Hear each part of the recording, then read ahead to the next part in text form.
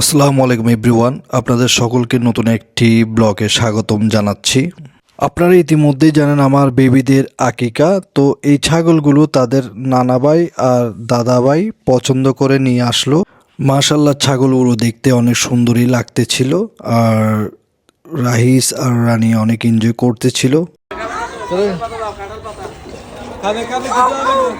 আস্তে আস্তে কিছু এটা।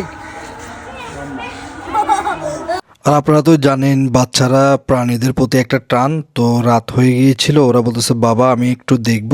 তো ওদেরকে নিয়ে আমি দেখাতেছিলাম ওদেরকে। সকাল সকাল উঠে গেলাম, উঠে আমরা ওয়েট করতেছিলাম হুজুরের জন্য। হুজুর আসছে, আমি তানজুম, আমরা যারা ছিলাম দায়ান, আমরা একটু গপসপ করতেছিলাম।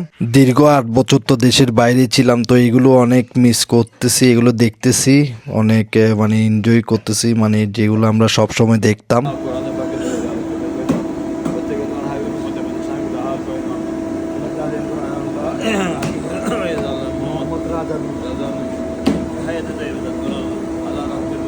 এখানে হুজুর আমাদের মুরব্বি যারা এই পৃথিবীতে নাই আর যারা আছে তাদের নাম নিয়ে দোয়া করছেন।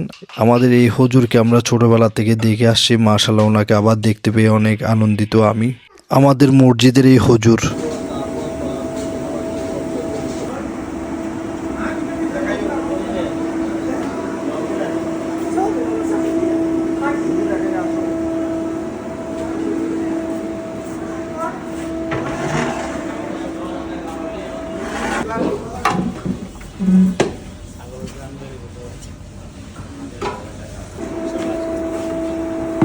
ইতিমধ্যে আমার শ্বশুর উনি চলে আসছে। আমি আব্বুকে বললাম আব্বু আপনি প্রথম প্যাকেটটা বেড়ে দেন।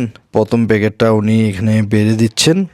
আমরা প্রায় 200-250 মতো প্যাকেট করেছে, যেগুলো মাদ্রাসায়, তারপরে মসজিদে, তারপর যত রিক্সা চালক, ট্যাক্সি চালক, যত পথচারী আছে তাদের হাতে হাতে আমরা দিব।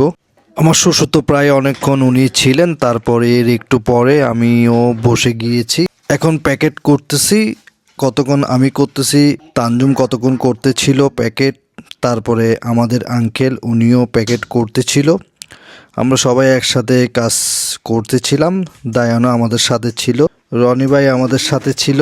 আলহামদুলিল্লাহ প্রায় প্যাকেট শেষের দিকে শেষ হয়ে গিয়েছে। এগুলো সবগুলো আমরা এখন নিয়ে বের হব ট্যাক্সি করে, রিক্সা করে।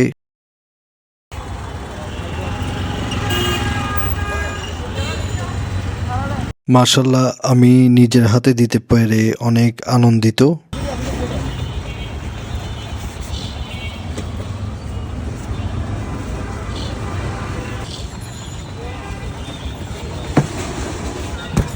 তারপর আমরা দেরি না করে সুন্দর করে আমরা চলে গেলাম আমানত শাহ দরবারে। ওইখানে আমরা ট্যাক্সি করে গিয়েছিলাম। ওইখানেও আমরা সবাইকে সুন্দর করে হাতে হাতে দিয়েছি। আমানত শাহ দরবারে ওইখানে কিছুক্ষণ আমরা সময় কাটিয়েছি। ওইখানে আমরা থাকার পরে আমরা আবার আমাদের গন্তব্য ফিরে যাচ্ছি গা। তো আজকে আমার এই ব্লগ এতটুকু। সবাই ভালো থাকবেন, সুস্থ থাকবেন, আল্লাহ হাফেজ।